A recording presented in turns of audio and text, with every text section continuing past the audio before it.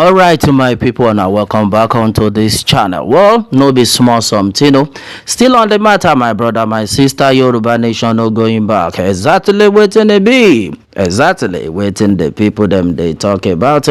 All right, everybody now done they shout, everybody done they pariwo, everybody done they palantir. Say all they say government, they no go buy horse. They no go buy us a finish it. Now God now him go help us for this country. Now he get another rule or and the regulations wey be say they don't come bring again. This federal government they say they get sense abi. Everybody now don't they reason this thing say waiting on the sup waiting they happen now. And I know say before the election, the presidential and the governorship election now for 4 years. After you don't do 4 years, then they will come re-elect. If you enter, fine. If you no enter, that means that is the end. But if you still enter, you can't use another 4 years, making it 8 years. My brother, my sister, another gbege don't happen now. Yes, me I go say na gbege, but many people go see the thing say whether they want help us na lie you. Now the other rules and regulation wey be say they don't come bring now. Now him be say the presidency. If they elect you as a presidency, then say now 6 years. Now him president go use no interruption. Yes, so nobody go disturb him. Say he must shall use that 6 years. Even the governor too.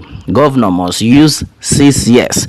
After the president don't use 6 years, then governor too go use 6 years. After those 6 years, they must not come back for any re-election. See, that one no go get any re-election again, but they must finish their 6 years. They can't say as it be so. Say the president go come they get two vice president. Now the year now we be say Shetima be vice president to the president Bola Ahmed Tinubu. Now they will consider okay, maybe they see choose another vice president, whether not from southeast or southwest. They must shall choose one. But now we be say the president in a Yoruba man, so they can't choose vice for north and southeast.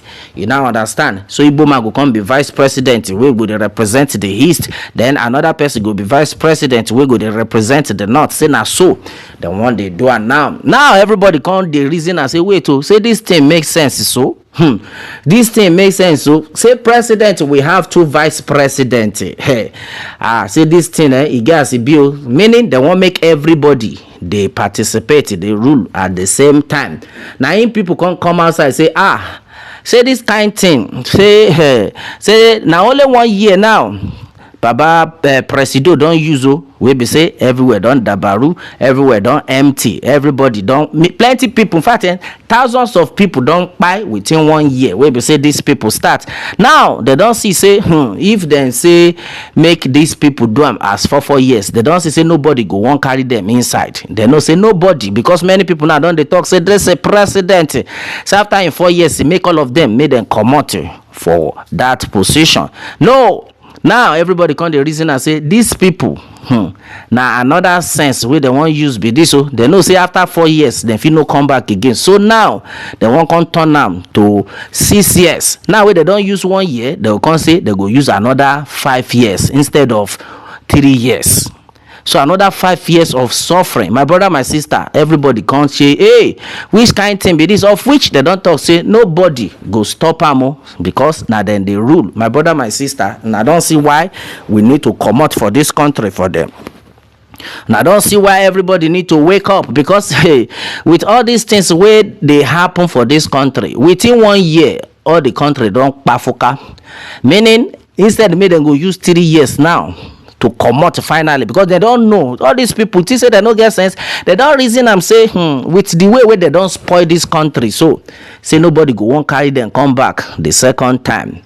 Now that is why they can't add another 5 years so that it go to be 6 years. Say now so then go they do them they go. She be now see this democracy where we say then they do for this country for the past 25 years. Now so they start time say government of the people for the people and by the people. wey be say dem say no interruption till today. Dem see dey celebrate 25 years of democracy. This kind thing na im dem wan come carry come do us again.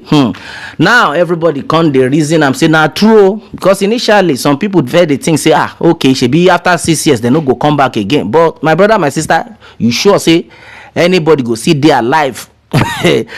People go still dey alive for up to that 5 years wey remain.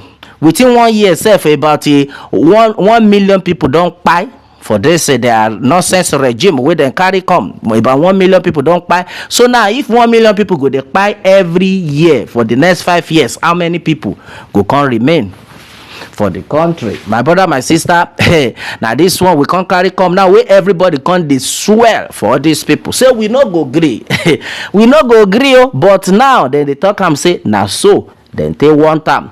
My brother, my sister, Yoruba nation na him be the only answer. Now I come dey ask many of my friends, many of my Yoruba people, now they shout say laye, we no go gree for this kind thing. Say Yoruba nation na him be the only way. Say now all of them, they just can't carry themselves, can't they do the country anyhow. They just can't they carry people, they suffer people up and down. Say which kind nonsense thing be this? Say lie, all these people, they must go back to the way they do am, say, because all of them don't see am.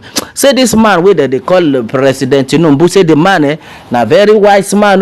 Why you go dey think this kind thing? Because you don't know, say nobody go won't vote for him again. That is to tell you, say all these people, they know wetin then they do. Which kind thing come be this? So many people don't come outside, or somebody they shout say God will hold all of them accountable for their political action, putting all the citizens under pressure and into great suffering. God would arrest all of them. Yoruba nation no going back.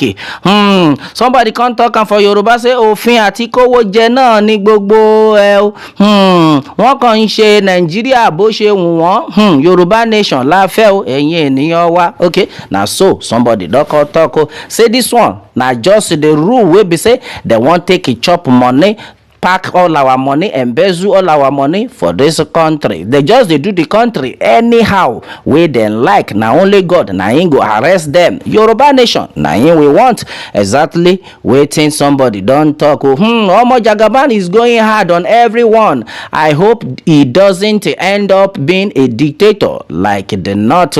Okay, that's another one. Àwọn àgbà yahoo làwọn eléyìí o. May God help us. This one wey be say they can't they talk now. My brother, my sister, you sure say hey people go fit survive this? Only within 1 year sef many people don't buy. The Fulani people enter road, they kidnap people anyhow. They no even talk anything about them. Within 1 year, everything done dabaru. Shey na like this, we want the day. Hey, my brother, my sister, make everybody, make we wake up. My brother, my sister, make all of us, make we shine our eyes. Because this thing wey be say it dey happen, e get as e be o.